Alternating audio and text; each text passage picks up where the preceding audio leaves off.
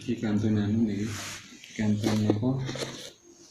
Munajat bab terakhir. Tapi kasih kado. Bismillahirrahmanirrahim. Ilahi do pangeran kuwa.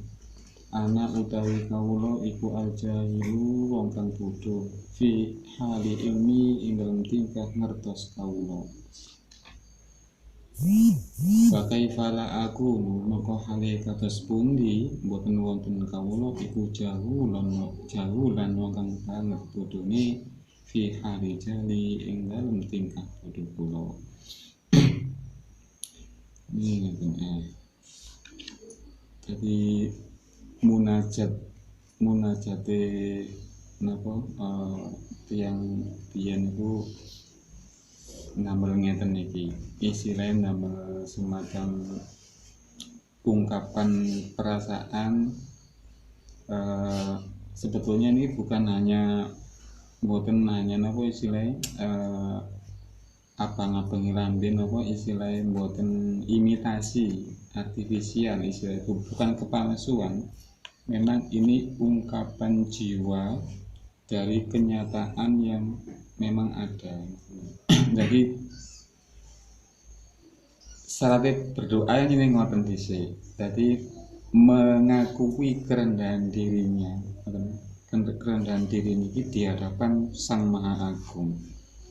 Jadi lek berdoa atau bermunajat itu ada nggawa pangerten, nggawa semacam kemampuan diri, bahkan ada semacam kesombongan diri. Iku padha karo tiyang niku nggih etrek-etrek Gusti ngoten. Dadi ngeten iki. Dan iki alim, jelas alim Ibnu Athaillah. Gusti kula niki bodho saestu dalam keadaan duwe pengerten, karena sejatinya pengetahuan itu seluas apapun wis pengetahuan orang, setinggi apapun istilahnya pengerten niku wau. Niku ibaratnya nggih cuma setetes air yang masuk di samudra, karena arti ini kan icalah. Jadi Gusti kula niki nemen bodhone dalam keadaan kula pun istilahnya DKI pengertian, DKI bahkan ilmu kemakrifatan. Bagaimana tidak kopler jahulan niku isim takdir. Artinya wong sing banget bodhone dalam keadaan bodoh ingsun. Karena bagaimanapun sifat asal kita itu bodoh. Lah kayak ilmu soge opo ae wis nduweni itu sifat baru. Nah, sifat yang bersifat baru nih wow, itu cuma istilah sebentar akan mengalami perubahan. Istilah nggih bukan sifat asal, makanya itu sifat asal ya bakal hilang, bakal lenyap apapun itu. Maka lek disadari ya, kan kata sing cenderung nang duwe titik pangerten ae wis ngomongnya wis alim al-alama sugih titik ae wis ngoten niku wau, padahal lupa itu di hadapan Sang Maha niku tidak ada artinya. Sifat anyar templean dilungkas, makanya lek cenderung kaya nang sing sifat baru itu banyak mengalami kekecewaan. Maka orang-orang yang kaya itu harus siap, sadar diri bahwa itu pun akan lenyap. Akan lenyap. Ilahi inna ikhtilafa tadbirika. Duh Gusti sak temene kontas kantose pengaturan panjenengan wasur aka khululi maqdirika lan cepete temurune pinten-pinter takdir panjenengan iku manaha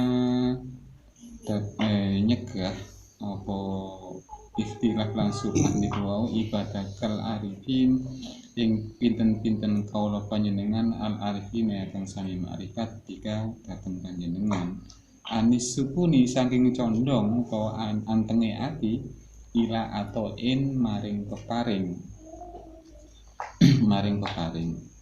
Waliyaksi lan putus asa atau putus pengarep-ngarep minta saking panjenengan fi balain ing dalem coba.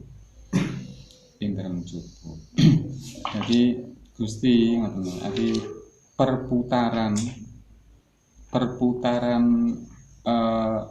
takdir niku ten iki yang dimaksud adalah perjalanan takdir, perjalanan keputusan Allah kan ganti-ganti. Saiki seneng tiba-tiba tanpa ada kabar, banyak itu wong sing kaya contohnya sing niku lho, sing motor sing di kunci kunci wingi kuncian niku budale seneng-seneng arisan silih-silih perjalanan pulang sudah berganti begitu cepat. Yang dulu kaya jatuh miskin banyak, yang miskin jadi kaya banyak, sing pinter kena jadi bodoh akeh, sing asale ngedudukan pensiun stres berputar cepat sekali. Yang makrifat pun itu akan menjadi orang yang di mata Allah itu sangat rendah juga banyak contohnya. Sing ilmu dhuwur dadi raja kemaksiatan karena tidak mengerti kejadian juga banyak. Contoh-contoh niku wau, sejarah-sejarah niku wau kata sangat. Bahkan nek kita mau introspeksi diri, kejadian yang terjadi termasuk wujud yang ada dalam diri kita itu semua adalah bias atau hasil dari jiwa yang ada dalam diri kita. Kesedihan, kesengsaraan itu semua bias dari diri. Makanya banyak kok contohnya orang-orang miskin itu bukan penderitaan, tapi keluh kesah sambat itu itulah penderitaan. Nanti sebetulnya bias saja dari wujud nyata dari yang ada dalam diri kita.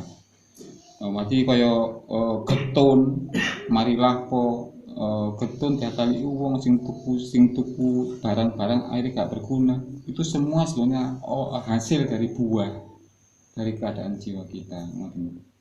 Nah, perputaran cepat niku wau termasuk semesta niku wau, karena semesta besar ini sebenarnya adalah bias dari keadaan semesta kecil masing-masing pribadi atau penghuninya yang jenenge manungsa niku wau.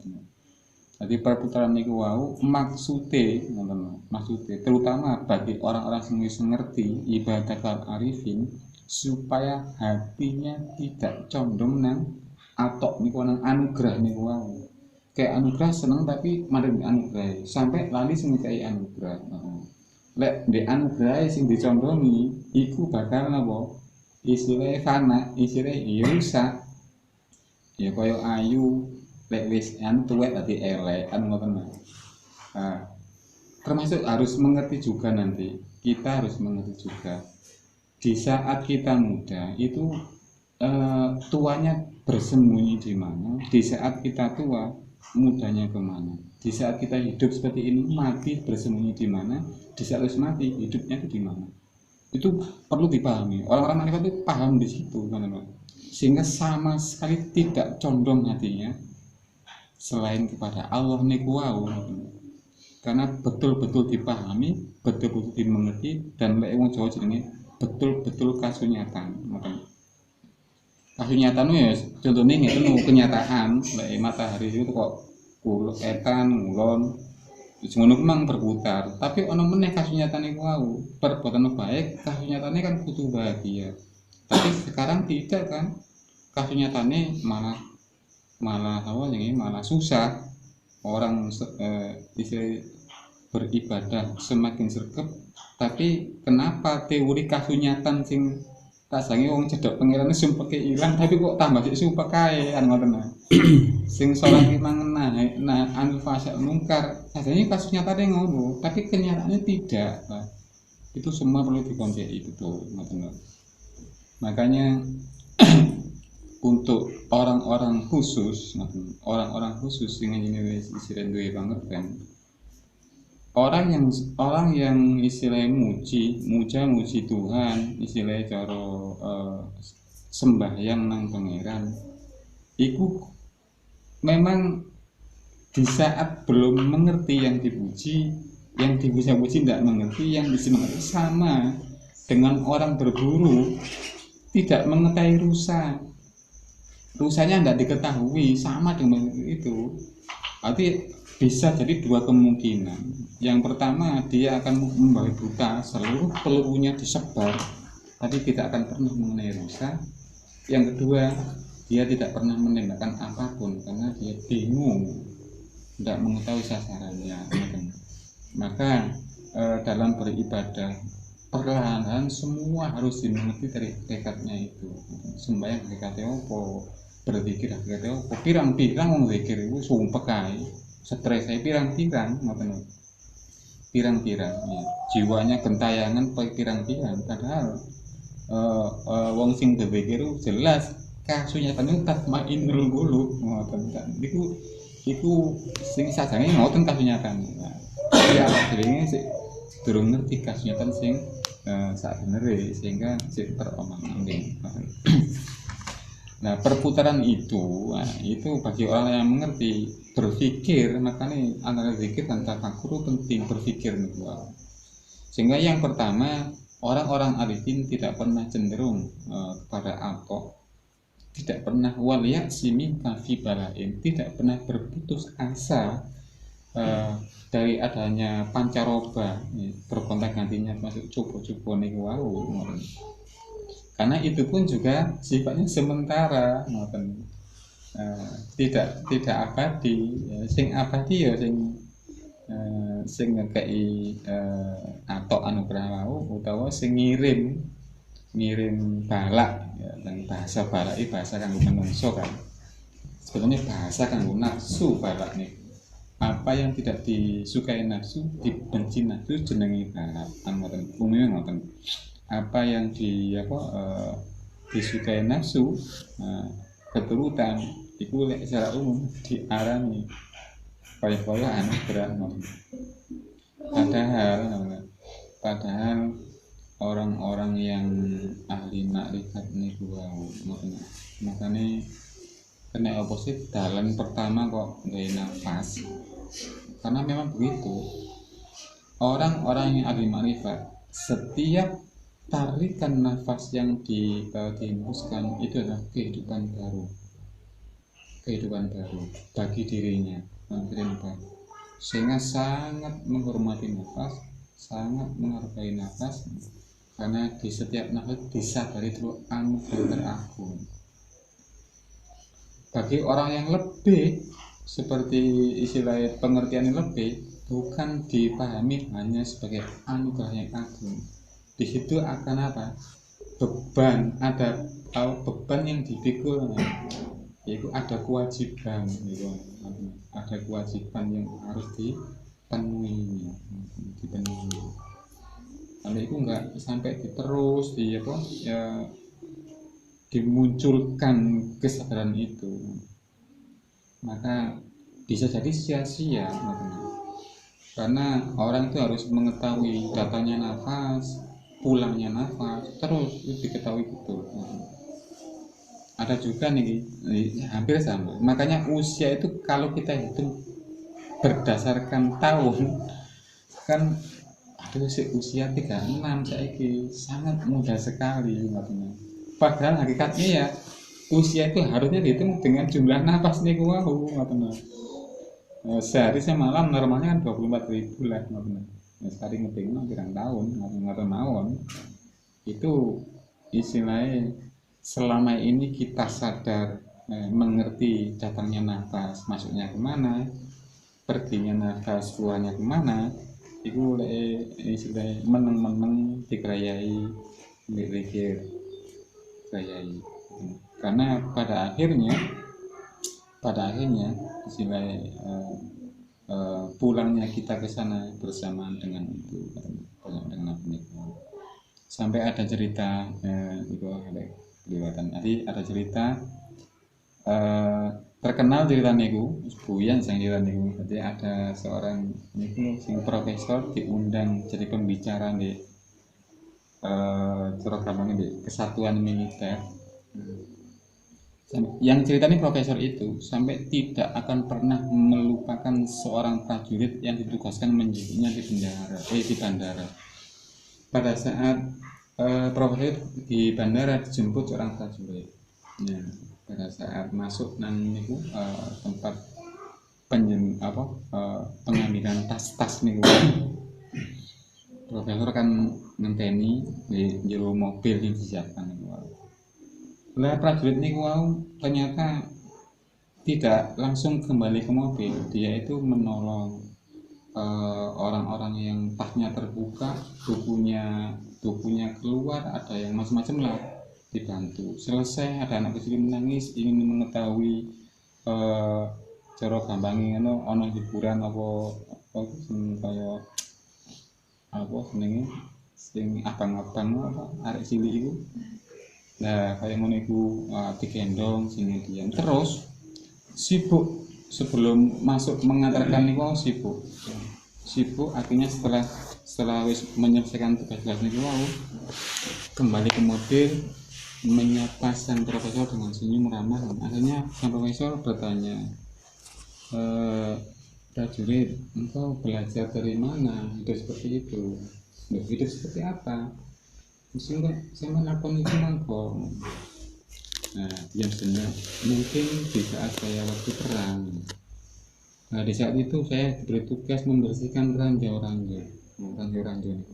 Saya menyaksikan sendiri banyak teman-teman saya itu yang mati salah langkah lah, melangkah pas ranjau meledak, melangkah. Akhirnya saya sampai sekarang itu betul-betul istilahnya tertanam dalam jiwa saya. Setiap satu langkah adalah hidup baru bagi saya. Hidup saya ditentukan oleh setiap pergantian langkah ini. Karena saya tidak tahu, karena banyak ini masuk nang memori ini, melihat temannya langkah selamat, langkah meneh mati meledak, langkah selamat, seperti itu. Akhirnya saya tidak akan menyia-nyiakan setiap langkah saya. Di saat kondisi saya mampu kuat, intinya ini sama sebetulnya, itu hanya gambaran daripada yang disabdakan Rasul kan, teman. Rasul bagaimana sih keinginan jenengan itu ngoten Rasul. Jadi langkah yang saya ayunkan itu adalah tidak pernah saya yakini saya bisa terus melangkah. Bisa jadi langkah itu langkah terakhir. Dengan menyadari seperti itu kan kejadian-kejadian yang sekarang terjadi nih sampai ya kayak ibu Malaysia sekarang itu kematian bukan menjadi penasihat yang terbaik. Yuk saking nih sebetulnya. Tapi kita kalau ini gak mungkin kena corona gak mungkin wis.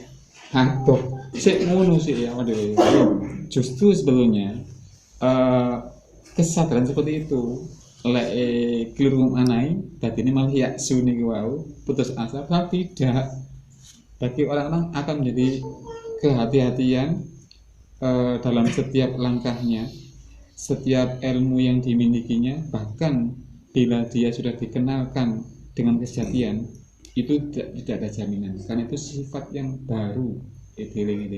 Itu sifat baru, bukan sifat asal. Makanya tekok niku istilah pengakuan tentang kebodohan tidak akan pernah dia merasa sangat pandai, karena betul-betul mengerti kesejatian, tidak ada apa-apanya. Sing mengatakan wong alim lah, wong apa lah, wong makrifat lah, ini bukan jaminan. Karena langkah kedepannya semuanya itu masih buta, petang duduk. Jadi niko simbol dipahami niku.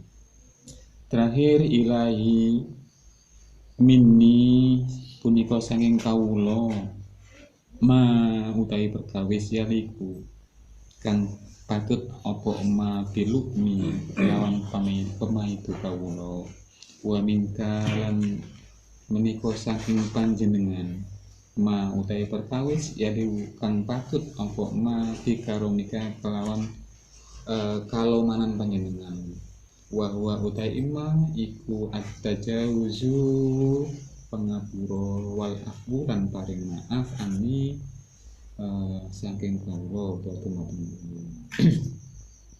Ilahi duh Gusti pangeran kula wasafta sampun nyifati panjenengan nafsaka ing zat panjenengan bilutfi lawan welas warrofati lan asik rofah niku sejatine siddatur rahmah arti banget welas asik bener di kelawan ingsun qabla wujud itu ing dalam sadurunge wujude abis kawula afatamna'u punapa badhe nyegah panjenengani ing ingsun mingka saking lutfi lan rofah ladaya ing dalem awak kawula badhe wujud itu ing dalem sakwise wujude abis kawula. Jadi pengakuan niku wau penting. Jadi sesuatu yang sifatnya buruk Gusti sing pantes dipaido pantes kena kamurkan panjenengan niku murni muncul saking pribadi kawula maksiat lahiriah batiniyah sing bersifat qalbiyah atau fikriyah niku murni saking kawula Gusti. Jadi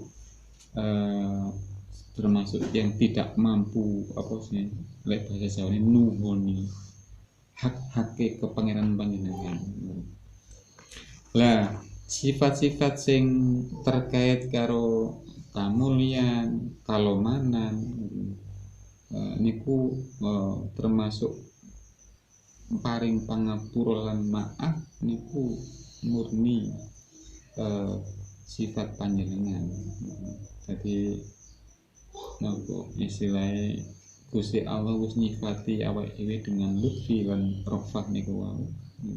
Lah manungsa mang sifate ngitu sing awal niku wae salah luput ngoten.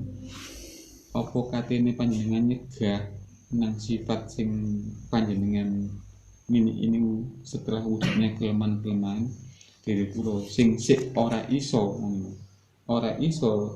menghalang-halangi kehendak pikiran-pikiran lan nafsu niku wau. Tujuan ini kan isine sifate munajat ngoten. Dadi sifate munajat niku ngoten niku wau. Cara gampange keluarlah semacam syair dari para ahli bilah niku. Gak mungkin Gusti Allah gak bakal ngapura kan. Wong anjene sifat dasare manungsa ngono. Nah sifate pangeran niku yo gak mungkin lek gak mengalahkan sifate manungsa niku wau ngoten. Cara gampange gitu. Tapi nggih tetep mawon hati-hati karena iki lek salah pengertian batine malihan. Apa sih rek ngarani sing niku lho kendo berbuat baik ngono bukan pesimis tapi terjadi peremehan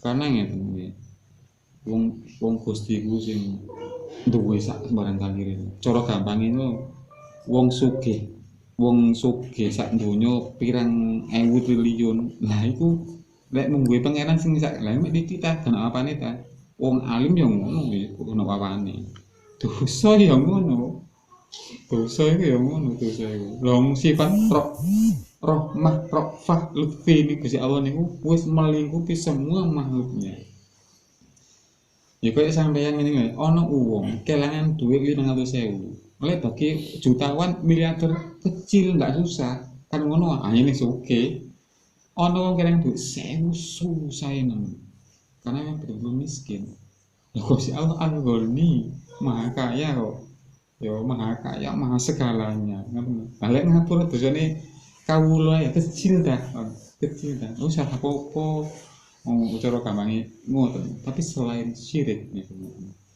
tapi sing berbahaya ngoten sing berbahaya hampir kebanyakan manusia tidak bisa terhindar dari syirik niki wow kan ngoten karena Allah punya sifat maha pencemburu tidak mau diduakan karena semuanya dikasihkan tanpa adanya nek kene wow istilahnya buah kon cara gampangi buah kon ibadah ban kok maksiat karena ibadahmu ora nambahi keagunganmu maksiat gak merendahkan mengurangi keagunganku sedikit enggak mengurangi tapi sing perlu di napa niku diencepaken akidah tapi itu sampai kon menduakan aku kan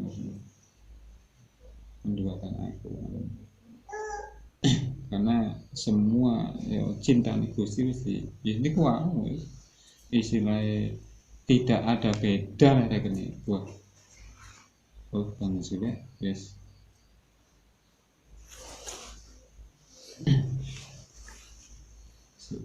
sampai langsung kurang titik iku ngoten.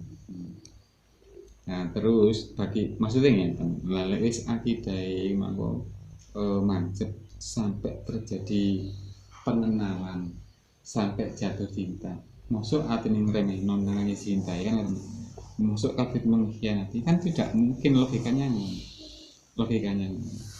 karena awal dhewe sering terjadi peremaian bahkan kita sering berkhianat tapi Gusti Allah dikhianati dalam model-model ini wow kene gelem balik diterima aja sih enggak seperti kita nyoba berbuat baik lah pada orang yang kita mareci wis diberikan gede-gede berkhianat wis langsung kondisi jiwa kita Gusti enggak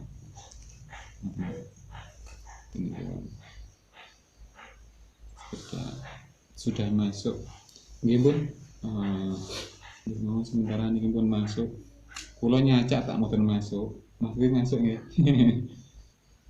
sampean ora Pak Ewi barusan keluar kula tak medal riyen nyacak Afif nira mboten Mas Afif nggih kula niku wallahu a'lam bishawab